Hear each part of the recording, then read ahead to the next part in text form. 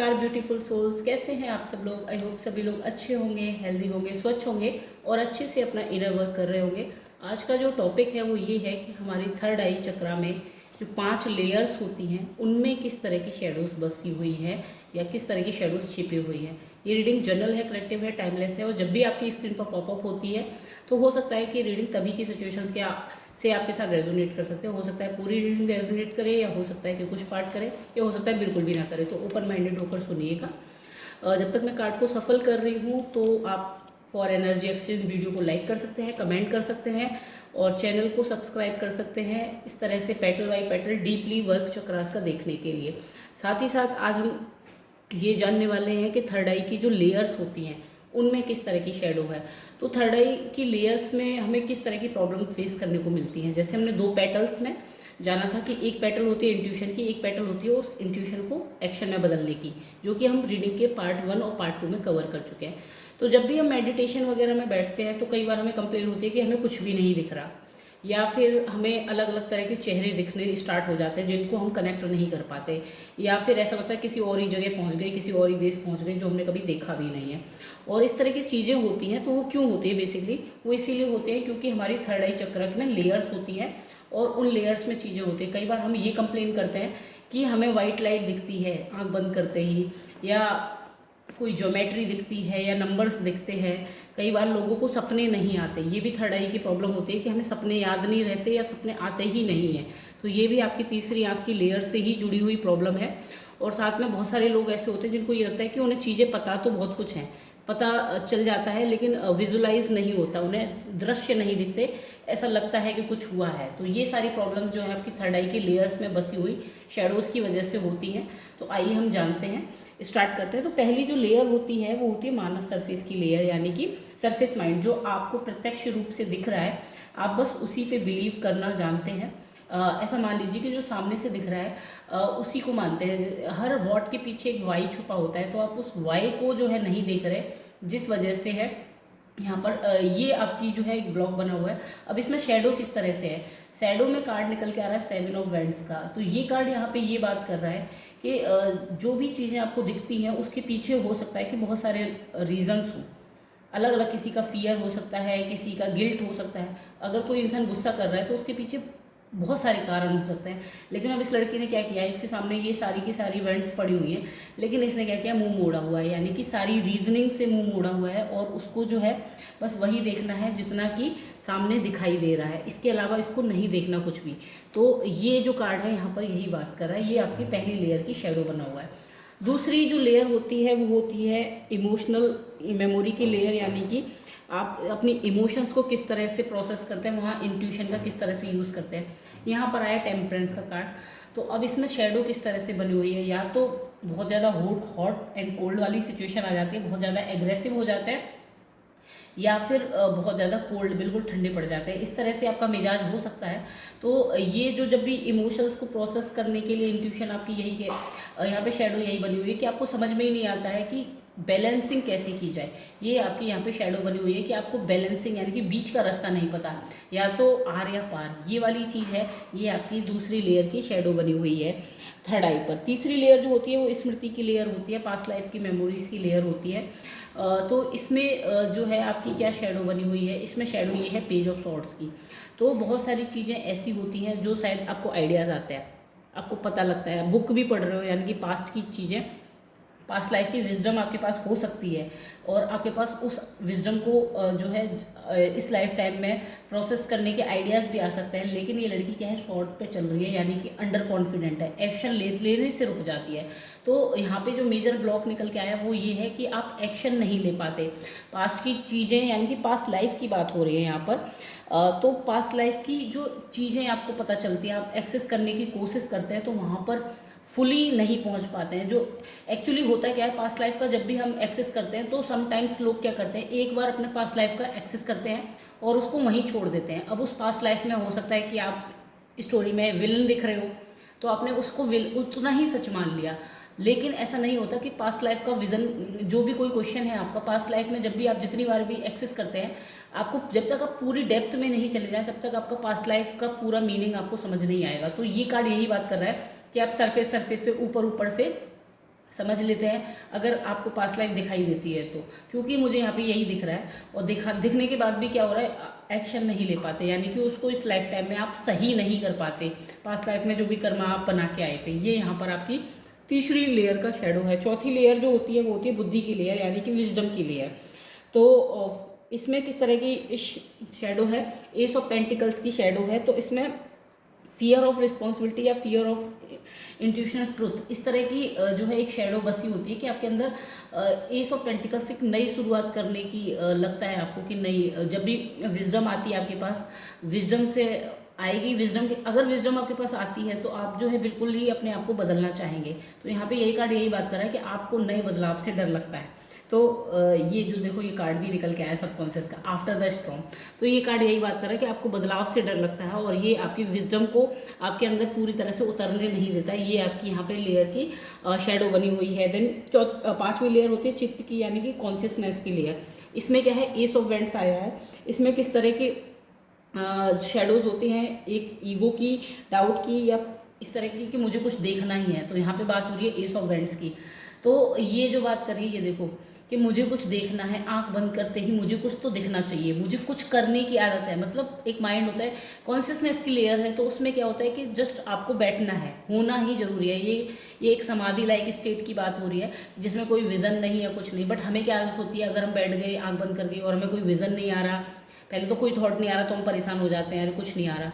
फिर विजन नहीं आ रहा तो हम परेशान हो जाते हैं, क्योंकि हमारे माइंड को कहीं ना कहीं कुछ करने की, उलझने की आदत होती है। तो जो खालीपन जनरेट हो जाता है इस पांचवी लेयर में, यही हमारा शेडो है। यही खालीपन से हमें डर लगता है, ये यहाँ पर आपकी शेडो बनी हुई है। इन 5 शेडोज़ की वजह से, इन 5 लेयर्स की वजह से ओवरऑल आपकी थर्ड आई में क्या शेडो बनी हुई है, 8 ऑफ वेंट्स की शेडो बनी हुई है।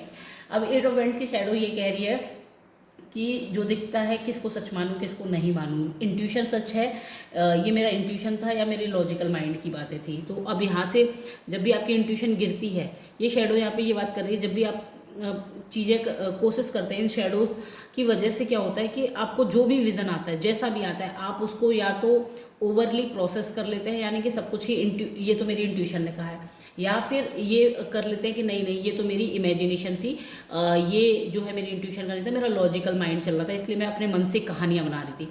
ये जो मेजर शेडो निकल के आई है, ये थर्ड आई पे जो एक सबसे बड़ा डाउट रहता है कि ये मेरा इंट्यूशन था या मेरा लॉजिकल माइंड था, ये मैंने फैंटेसी क्रिएट कर ली, ये शेडो इन शेडोज़ की वजह से निकल के आई है आपकी थर्ड आई में। इन शेडोज़ की वजह से आपकी लाइफ में प्रॉब्लम क्या चल रही है, आपकी लाइफ में प्रॉब्लम चल रही है 8 ऑफ कप्स की। 8 ऑफ कप्स में जो है ये लड़की जो है अपने ही इमोशन से, यानी कि अपनी ही इनर फायर से, अपनी ही इंट्यूशन से मुंह मोड़ के खड़ी है, अपनी इंट्यूशन को सुनती ही नहीं है, बाहर कहीं जा रही है, उस लाइट की तरफ जा रही है। ये इसकी इनर लाइट है, बट ये सन की तरफ जा रही है। और ये कार्ड यही बता रहा है कि खुद के पास इंट्यूशन है लेकिन अपनी नहीं सुननी है। सामने से अगर कोई वही चीज़ बता रहा है या कुछ और बता रहा है, सामने वाले ने कह दिया कि हाँ ये अभी दिन है तो दिन ही है, भले ही अंदर से आवाज़ आ रही हो कि अभी सुबह का मॉर्निंग का टाइम है, बट सामने वाले की बात पे ज़्यादा तवज्जो देनी है। ये आपकी लाइफ की सिचुएशन बन रही है। क्यों बन रही है? क्योंकि आपकी थर्ड आई में इस तरह की शेडोज़ मौजूद है। अब इन शेडोज़ को ठीक करने के लिए क्या करना है, तो आपका सबकॉन्शियस माइंड पहले तो कह रहा है रिसीविंग मोड में आना है। पहला कार्ड जो आप जो पहली लेयर जो है आपको जो दिख रहा है, वॉट के पीछे का वाया आपको जो दिखाया जा रहा है, आपको आना है रिसीविंग मोड में। उसको समझना है, आपको समझना है कि हर चीज़ के पीछे एक कारण होता है और उस कारण की वजह से ही आदमी रिएक्ट करता है। जरूरी नहीं कि आपने जो कहा आदमी उसी के हिसाब से रिस्पॉन्स करेगा।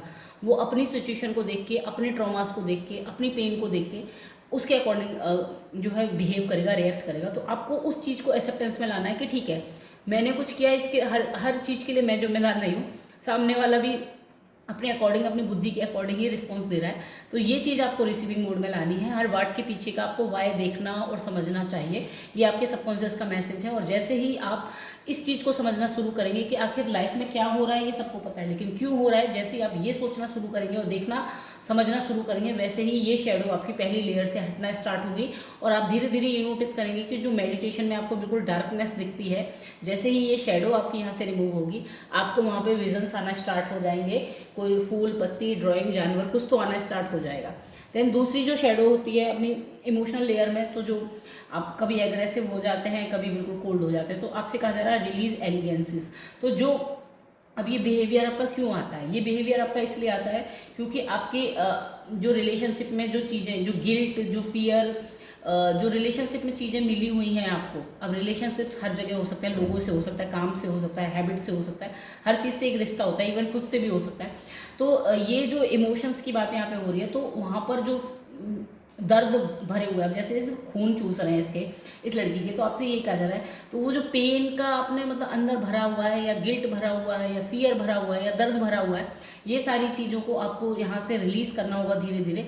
तो आप एकदम से जो हॉट एंड कोल्ड हो जाते हैं, किसी सिचुएशन में हाइपर हो जाते हैं, किसी में बिल्कुल नम हो जाते हैं इमोशनल सिचुएशन में, तो वो आप एक बैलेंसिंग स्टेट में आना स्टार्ट कर देंगे। दैन तीसरी लेयर जो होती है वो स्मृति की थी, जहाँ पे पास्ट लाइफ की बात हो रही थी, तो आपसे कहा जा रहा है आफ्टर द स्टॉर्म।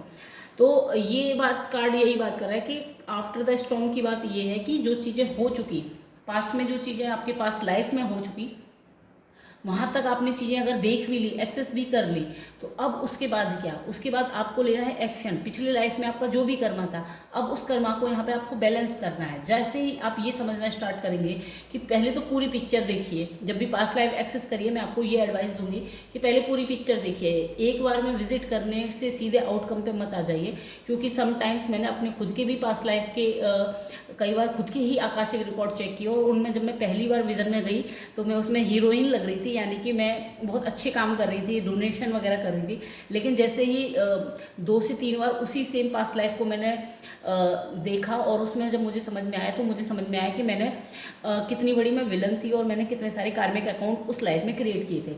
तो ये कहानी यहाँ पर यही बता रही है कि एक लाइफ को अगर आप एक्सेस करने की कोशिश कर रहे हैं एक क्वेश्चन के साथ, तो कम से कम 3 से 4 या 5 बार उसमें जाइए पास्ट लाइफ में, और देख के आइए कि आपको क्या दिख रहा है। जब तक आप पूरी पिक्चर क्लियर ना हो, तब तक आप जो है किसी भी चीज़ पे आउटकम पे बताइए। ये यहाँ पर आपकी शैडो बनी है आफ्टर द स्टॉर्म, यानी तूफान हो गया, उसके बाद जब आपको पूरी चीज़ पता चल गई कि अब तो तूफान आ चुका, घर तहस नहस हो गया, यानी कि पास्ट लाइफ आपने देख ली, उसके बाद का कर्मा क्या, यानी कि कंफर्ट जोन से बाहर निकलने की बात यहाँ पे फिर से हो रही है। तो ये आपकी यहाँ पर जो है तीसरी लेयर की शेडो बनी हुई है कि आप जो है सिर्फ सरफेस लेवल पे उतना देख के एक बार देख लिया और उसको छोड़ देते हैं, तो आपको ऐसा नहीं करना है। चौथी लेयर में जो है बुद्धि की लेयर थी, जिसमें हमने कहा था कि नई शुरुआत करने से या फिर जिम्मेदारियां लेने से, जिम्मेदारियां किन चीज़ों की, जिम्मेदारियां अपनी घर परिवार की, या वैसी जिम्मेदारियां लेने से, या फिर कि मतलब मैंने कुछ ज़्यादा ही मैं कुछ इंट्यूटिव हो गई, या कुछ ऐसा हो गया, इंट्यूटिव हो गई तो मेरी मेटलिस्टिक चीज़ें छूट जाएंगी, नई शुरुआत, मेरे घर परिवार ये लोग मुझे बाइकआउट कर देंगे, इस तरह के जो डर बसे रहते हैं चौथी लेयर में, वो आपसे कहा जा रहा है लिसनिंग फॉर ट्रूथ। तो यहाँ पर ये कहा जा रहा है कि ये वाली शैडो कैसे हटेगी, जो विजडम की बात की जा रही है। तो विजडम कई बार क्या होता है कि विजडम भी हम उतनी ही लेते हैं जितनी हमें ज़रूरत होती है, यानी कि कई बार कहते हैं ना भगवान के सामने मांगो, तो भगवान के सामने हम क्या मांगते हैं, जितनी हमें ज़रूरत होती है, घर दे देना, गाड़ी दे देना। तो विजडम ये बात नहीं करती। जब आप लिसन फॉर ट्रुथ, तो जब भी आप ट्रुथ को, अपनी इनर कॉलिंग को सुनेंगे, तो एक्चुअली में आप बहुत बार डिमांड करते हैं हम लोग कि मुझे ये भी चाहिए, मुझे ये भी चाहिए।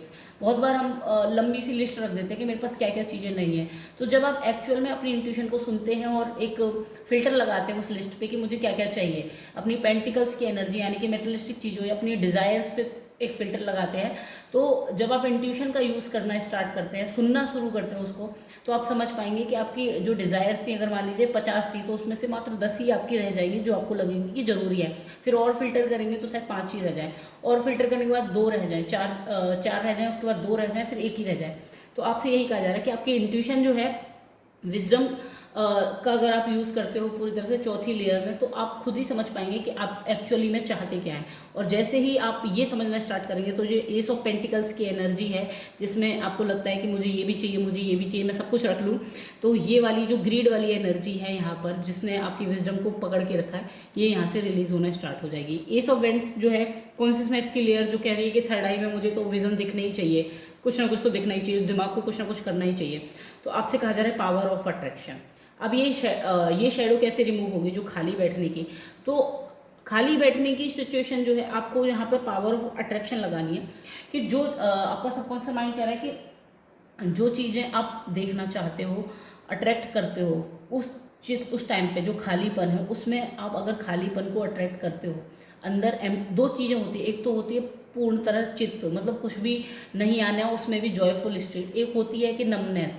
तो आप किस तरह की चीज़ें अट्रैक्ट कर रहे हैं, यहाँ पर ये कार्ड यही बात कर रहा है। इस कार्ड को आप ध्यान से देखिए, ये कार्ड आपके अंदर की जो शेडोज़ हैं जब हम खाली नहीं बैठ पाते या रेस्टलेस हो जाते हैं बिल्कुल खालीपन में, तो क्यों हो जाते हैं इस तरह की सिचुएशन, क्यों बन जाती है कि मुझे कुछ देखना ही है, मुझे कुछ करना ही है? क्योंकि आपका माइंड को आपने कमांड दे रखी है कि तुम्हें कुछ करना है, जब तक तुम कुछ करोगे नहीं तब तक तुम्हें कुछ मिलेगा नहीं। तो आपको हमेशा से ये एक्चुअली इशू बहुत बड़ा है, क्योंकि हमें बताया जाता है कुछ करोगे नहीं तो कुछ मिलेगा नहीं, तो हम हमेशा कुछ ना कुछ करते ही रहते हैं। माइंड को हमेशा बचपन से ही ट्रेन किया गया है कि कुछ करोगे नहीं तो कुछ नहीं मिलेगा। तो ये वाला जो इशू है, ये यहाँ पर आपसे कहा जा रहा है कि पावर ऑफ अट्रैक्शन। तो यहाँ पर आपको बजाय करने के कुछ, आपको अपनी अट्रैक्शन की पावर को यूज़ करना है, यानी कि अपनी फ्रिक्वेंसी को रेज करना है। एक्शनेबल फॉर्म में कुछ करने से ज़्यादा ज़रूरी है कि आप फ्रिक्वेंसी को रेज करें। जैसे ही आप फ्रिक्वेंसी को रेज करेंगे अपनी, और ये आपकी जो माइंड को रहती है ना, कुछ करना है, कुछ करना है, कुछ तो देखना है, कुछ तो देखना है, वो आपकी नीड जो है यहाँ पे ख़त्म होना स्टार्ट हो जाएगी। देन ओवरऑल जो थर्ड आई की स्टेट बनी हुई थी 8 ऑफ वेंट्स की, कि माइंड में इंट्यूशन चल रही है या इमेजिनेशन है, तो आपसे कहा जा रहा है पंडोराज गिफ्ट। तो आप जैसे ही ये थर्ड आई का एक मास्क उसने उतारा है, वैसे ही इसको लाइट यहाँ पे दिखना स्टार्ट हो गई। तो कुछ इंट्यूशन है या फिर इमेजिनेशन है, तो आपको इमेजिनेशन का एक बार फिल्टर हटा के देखना है। जैसे ही आप ये मास्क आपने जो लगाया हुआ है कि मैं इमेजिन करता हूँ, ये जो डाउट आपने अपने अंदर जो क्रिएट किया है कि मेरा माइंड कहानियाँ बनाने लगता है और मैं इमेजिनेशन करता हूँ, ये मास्क आप जैसे ही हटाएंगे ये सिचुएशन आपको क्लियर हो जाएगी, क्योंकि ये मास्क हटाते ही लाइट आपके पास आना स्टार्ट हो गई। ये लाइट जो है डिवाइन लाइट होती है, जो हम सभी के पास कैरी होती है, और थर्ड आई पे इसकी फोकस भी पड़ रही है, आप देखिए ध्यान से। तो यही कार्ड यहाँ पे बात कर रहा है। जो 8 ऑफ कप्स की एनर्जी थी, ओवरऑल लाइफ में जो सिचुएशन बन रही है, जो आप दूसरों की तरफ चले जाते हैं, दूसरे जो बताते हैं उस पर ज़्यादा फोकस करते हैं, अपनी खुद की इंट्यूशन पे नहीं करते, तो आपसे ये कार्ड यहाँ पे बात कर रहा है कि लेगेसी ऑफ लाइट। तो जब आप ये समझना स्टार्ट करेंगे कि मेरी जो इंट्यूशन है वो ऑलरेडी मेरी जैसे जैसे मैं ग्रो हुआ हूँ या हुई हूँ, उसी हिसाब से मेरी इंट्यूशन भी रीज कर रही है, और उसके पास बहुत सारी इन्फॉर्मेशन है जो मेरे लिए ज़रूरी है। जो मेरी इंट्यूशन कह रही है वही मेरे लिए ज़रूरी है। जब आप ये चीज़ पे भरोसा करते हैं, क्योंकि आपकी इंट्यूशन को सबसे ज़्यादा आपके बारे में पता है, कोई और नहीं जानता, वो बचपन से आपके ही अंदर है, इवन पास्ट लाइफ से, इवन हर लाइफ से आपके साथ ही है आपकी इंट्यूशन। तो आपसे यही कहा जा रहा है कि जब आप इस लाइट पे, लेगेसी ऑफ लाइट पे भरोसा करते हैं, वैसे ही आपकी ये वाली जो सिचुएशन है लाइफ से, वो रिमूव होना स्टार्ट हो जाती है। तो आई होप आपको रीडिंग पसंद आई हो। मुझे कमेंट में ज़रूर बताइएगा कि कौन सी लेयर आपको लग रहा है कि शेडो आपसे रेजोनेट हो रही है। कल जो है हम जानेंगे कि हमारा जो क्राउन चक्र है उसमें किस तरह की शेडोज़ हैं, उसकी रीडिंग होगी 2 पार्ट्स में। तो ज़रूर देखिएगा। आज के लिए धन्यवाद।